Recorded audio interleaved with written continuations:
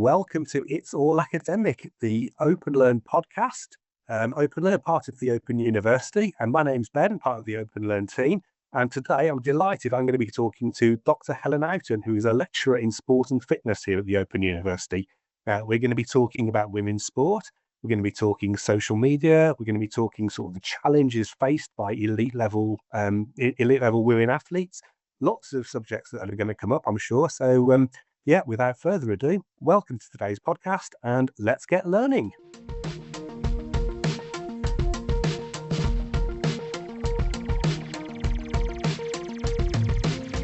So, Helen, thank you very much for joining us and welcome to It's All Academic. Thank you. Yep. Thanks for having me. So, like I said, women's sport is the theme for today, but I know you've got a lot of content on Open Learn. I looked at your profile before we came on. There's a lot of really interesting articles that you've written. But maybe if you could just start off, tell us a little about yourself, a little about the work that you do. Just set the scene for us. Yeah, well, my work focuses on the lived experiences of sport, particularly of women's sport. I'm really trying to understand what it feels to inhabit a body in different sporting environments, and how identity, gender, illness, culture, and power really shape those experiences. I'm particularly interested in embodiment, and explore this through qualitative and various creative methods and methodologies. So not just what people say they do in sport, but how they experience it and how it shapes their emotions, their relationships, and confidence, and their continued sense of self.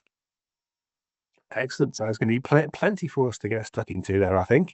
I want to start with there's a theme. So there's a couple of the articles that, like I said, are on Open Learn, and resilience is a word that really seems to come up. And I know that you've written articles both about the England netball team and the Rugby World Cup, the women's rugby team.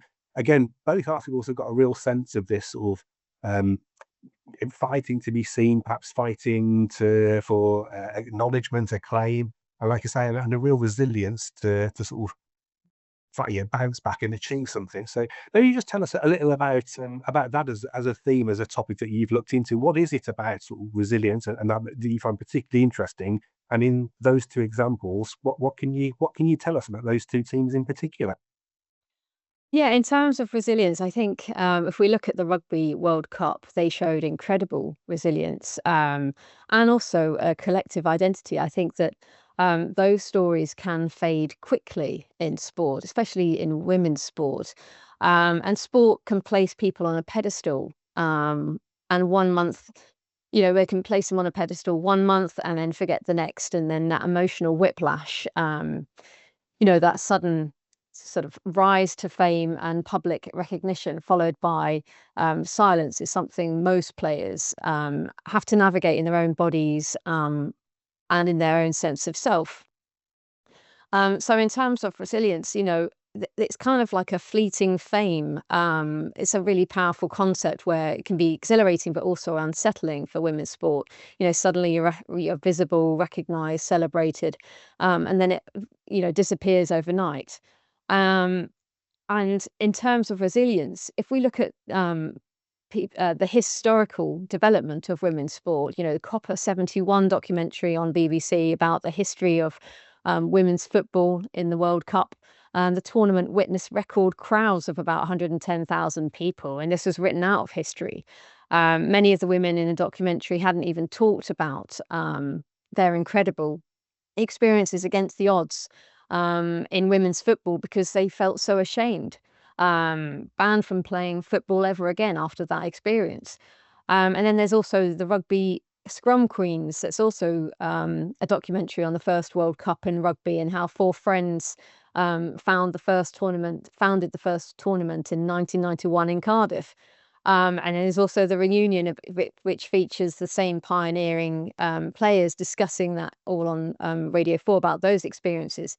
And when we talk about resilience, it's all about how women have had to fight for that recognition in sport, and that history really shows how hard that's been for women in sport. And I cannot imagine how much of a come down it must have been after fighting so hard for those opportunities. Um, and that is really what we call fleeting fame. And it's time women's sport is given that respect it deserves, really. Yeah, on that subject, that's a really interesting one to think like the examples that you just mentioned there from much longer ago, and obviously that famous, those people have become almost forgotten completely. On the more recent level, let's take the Rugby World Cup team, for example. Yeah, that maybe took a little while to sort of get building, but when interest did really grow in that tournament, Mm. that team were sort of, maybe not quite household names, but they were much more out forefront. Lots of people knew who they were. And someone like Ellie Kilden, for example, her name, she was the sort of the star of that team. And I'm thinking, even now, how many people would remember, how many names would remember of that team? How many people would even be able to sort of look at a picture of her and say, oh, yeah, I know who that is? Oh, I mean, how does that compare with sort of thinking like the rugby team compared to perhaps the Lionesses, who have become over a period of years much more recognisable?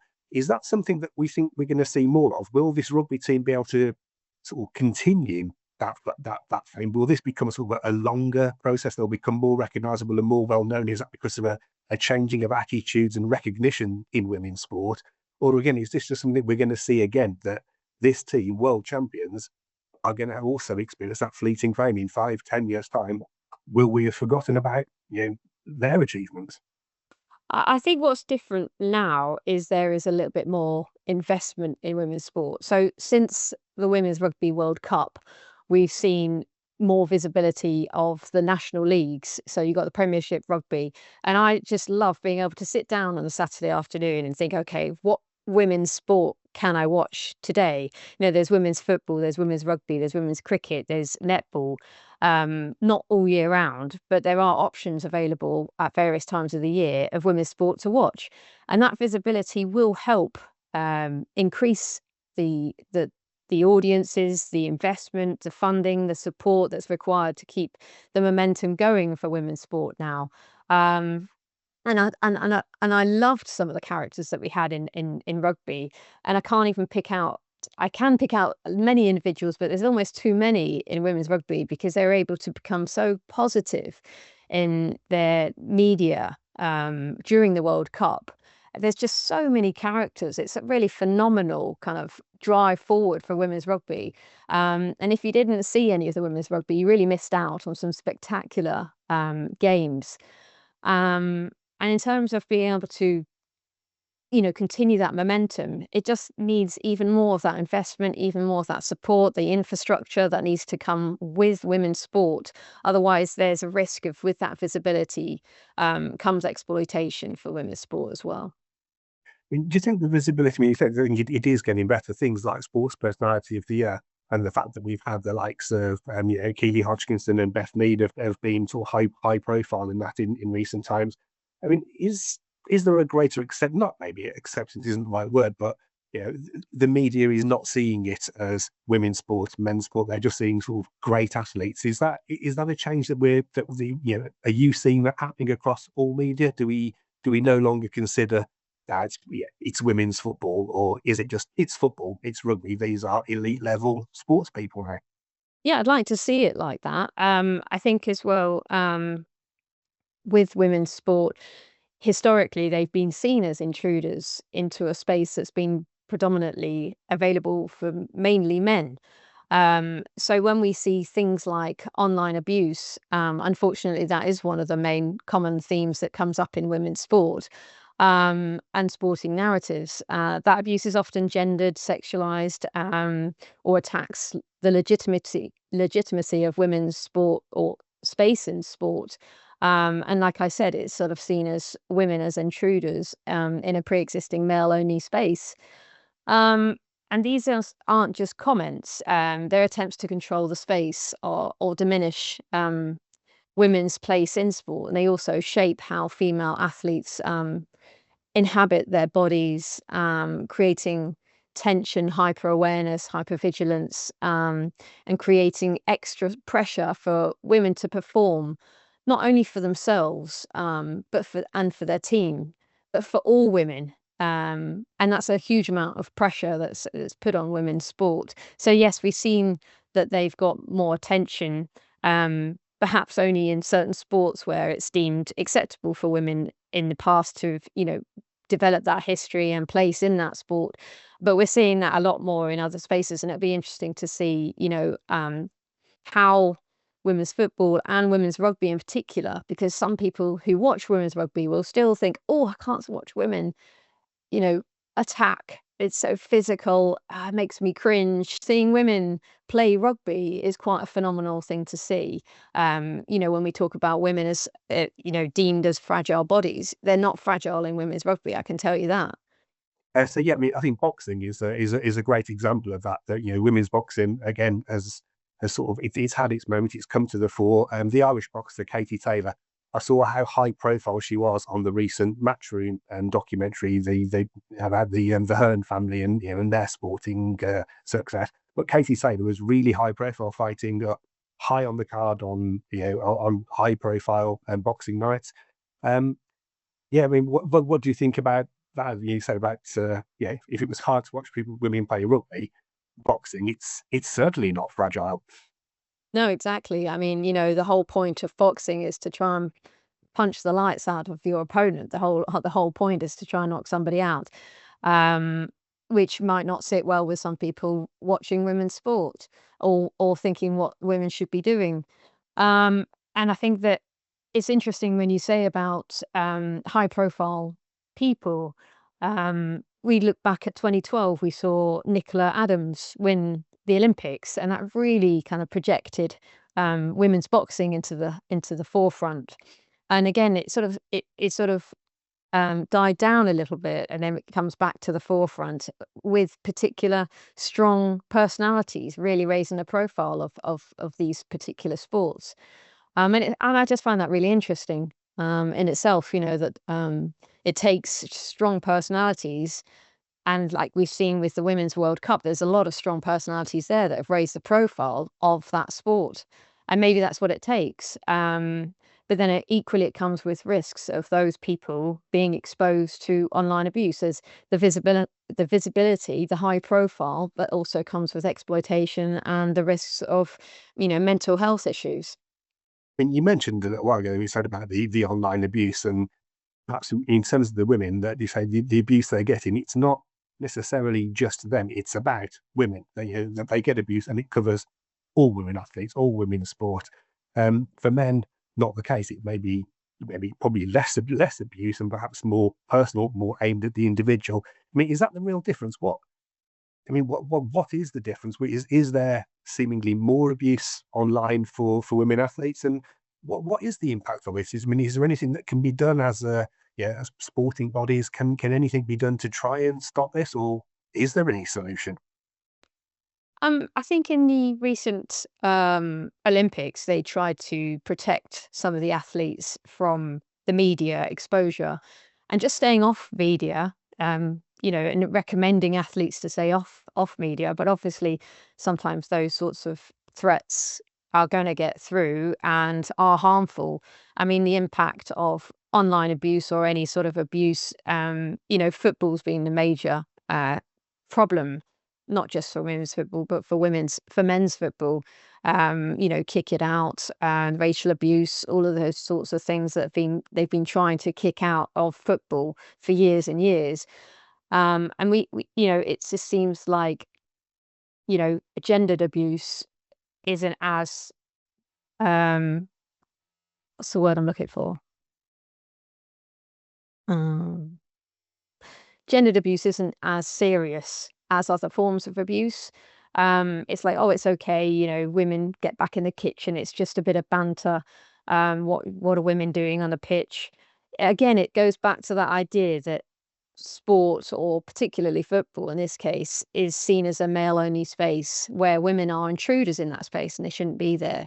And I think now we're seeing that they're showing that they are deserving to be there. And if there's an appetite for women's sport and women's football and women's rugby that are traditionally male-only sports, and there's an appetite and huge investments are going to benefit the sport. So on that, I was kind of interested in the changes in I mean, I think we've seen probably saying the football, the WSL, there's been a real change in the last few years in terms of support. I think it's gone from being a few people turning up because there's something happening and they're just a bit interested. These teams have really developed proper support. The fans that are supporters of that women's team, they get turned out in bigger numbers for home games. We're seeing greater support travelling away, actually following the team all over the place. So I think we're seeing a change maybe in that sort of recognition. I'm really interested in seeing, are we seeing a change in how women's sport is dealt with on the coaching side in terms of management, training? Injury seems to still be a really big topic again, particularly in the football, the number of ACL injuries that are happening. Are we seeing, alongside this shift in profile and interest and support for women's sport, are we seeing an equal shift in the coaching and the care, and the specific training and medical needs of players on the women's side of the game? Yeah, I mean, we've already seen heightened injury risk, especially as you say, ACL injuries. And that's not because women's bodies are weaker, it's just because the infrastructure hasn't caught up with the demands being placed on them. Yes, there's an increase, there's an improvement, but we need to look at that even more so with the amount of more sport women are playing on a regular basis. We talk about the Women's Super League, we're talking about the rugby, that's all year round. And the more women are playing sport, the more that support needs to be there. So the expansion can be good for all of women's sports. I mean, again, like I said, I love to be able to sit down at the weekend and be able to watch that sort of sport available. But this expansion is only positive if it grows responsibly, and with the athlete at the center of that care and that duty of care. And that needs to happen alongside enough investment to keep improving the sports. Um, and in terms of when you increase the fixture load, um, without simultaneously increasing things like medical provision, rest time. We talk about menstrual cycle informed training, maternity support, and long term welfare planning. You create a situation where the body becomes both, celebrated but also exploited. What's your thoughts on sort of the number of women coaches in the sports? I mean, it seems to me, looking, there's still a lot of male managers or head coaches of female teams. Is that something that you would want to see changed? Does it need more women in those positions to make that change happen? To the women who understand what fellow women need, they're their players. Are they going to understand them better? Is that a change that's needed? Yeah, I think so. I think that, I mean, in terms of being informed, um, I'd like to see more female coaches, just because I think that there's that real role model visibility to see women's coaches being excuse me, women's teams being coached by women, and women teams. I mean, mixed teams, of coaches is fine, but there does need to be more women in coaching positions, in management positions. We talk about women's sport, but why not have women coaching men's sports? Um, we don't see that hardly ever. Um, am I allowed to talk about Nottingham Forest? Of course you are. Okay. Absolutely. And not the men's. Let's not talk about them at the moment. Um, do I, how shall I say this? I haven't really prepared this, but it's just kind of come to me. So, when we look at some of the women's teams we've got a really strong projection of Nottingham Forest women's team really coming up the ranks. They've moved up to the Women's Super League 2 just through the manager, well, I should say the owner, Marinakis, investing in the women's side. And we've seen how that really helps a team progress. They've moved already into the Women's Super League 2. We've got Carly Stewart, who's a female coach, and she is fantastic. She really knows the team. She really plays a strategy well throughout the game. And when I see that myself personally, I just can't help but feel so proud and feel so um, honored to watch and privileged to watch that take place. So yes, I'd like to see that more. Is there a pathway there? I mean, I think we're seeing maybe sort of in the media, the sort of high profile people like Alex Scott and Jill Scott, who are yeah, both presenting sport on prime time mainstream television, have become recognised figures in the world of entertainment and sport. But is there a pathway for the players of all that generation, that sort of the early lionesses, if you like, when they first sort of came to prominence, to push through and become high profile coaches in their own right? I'm thinking maybe the likes of Aaliyah Williamson, for example, they're sort of one of the more senior players, Millie Bright, players like that. Is there a pathway in place for the likes of them to move into coaching if they want to, or are they being encouraged that way? Is the um is there a platform there for them? To be honest, I'm not actually sure if there is a platform, so I don't know if you want to cut that bit out. But um, what I do know is, in terms you mentioned presenting, and I'm not sure there's a pathway for presenting. And I think it is difficult for all players, male and female, to come out of sport and transition into something else and another career. We've seen a lot of sports people struggle after sport. They retire so young, and it's difficult because some of them do become quite, well known. They become celebrities, and what is it that they can do after their career in sport? A lot of people go into speaking, presenting, or coaching. Maybe coaching is perhaps I say, easier sort of pathway. But in recently, there was Karen Carney talking about the abuse that she experienced as a presenter, and it threw her out of that pathway completely because she felt so distraught and demoralized by those comments online that she did. It's taken her years to get that confidence back to be in the limelight again. And it's a shame to see people like that have got so much to offer women's sports be pushed out because of online abuse. Doesn't seem fair to me. One thing I am interested to ask you about, and again, it's a topic that we've got an article or two from you on, is motorsporting. That's a particular sort of interest of yours. What I'm really interested in is that's a sport where, and I think you mentioned one of the articles that you kind of said, that's a sport where if you were watching it, you would have no idea who you're watching.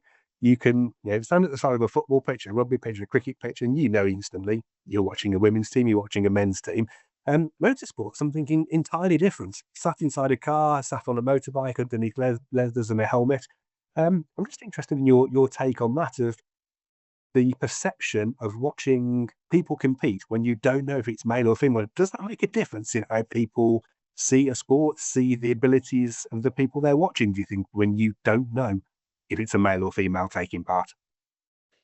Yeah, no, that's an interesting point. I think in terms of feeling anonymous, as a motorcyclist on the road, you can be quite anonymous and nobody really sees you unless you put telltale signs out, like the odd, you can get these ponytails that you pop on, or you can add a bit of pink to your bike or your gear.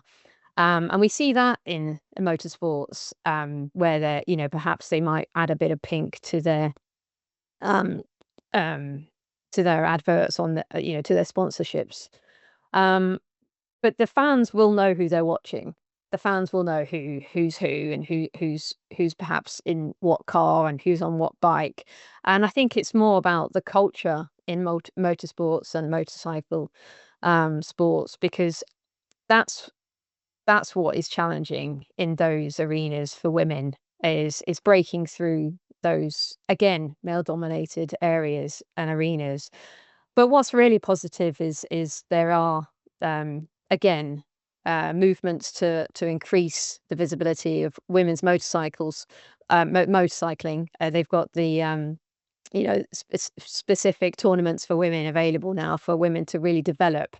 And I think that's needed and required, for them to go straight into, obviously some of the women are riding against the men, but to improve performance and improve confidence, that needs to happen, and then that can then help the sport and the confidence of the women to go into other tournaments. And we've seen that with the Isle of Man as well, the races, the road races. There are very few women who take part in that. And I think that's a lot to do with the culture as well. But again, that's a huge demand to go into the Isle of Man. It's an incredible race to put your life on the line, really. That's what you're doing. But you think we're starting to see a shift, right? It's more Mm. it's accessible for more women, or do you think It, is that it, still not the case? unfortunately, it's not that. There is an increased ground routes. There's an increase in the grassroots of motorcycling. So we might see those women coming through and taking part, but they're still very few and far between. Right, I'm going to give you two questions to end on, and hopefully not to put you on the spot too much. So, I'd like to know from you, who are the women that have really sort of laid the groundwork over the last 10 years? Who are the maybe if you can give us a couple of people and tell us why and what it is they've done to really sort of bring women's sport forward? Is there any that have really sort of led the way?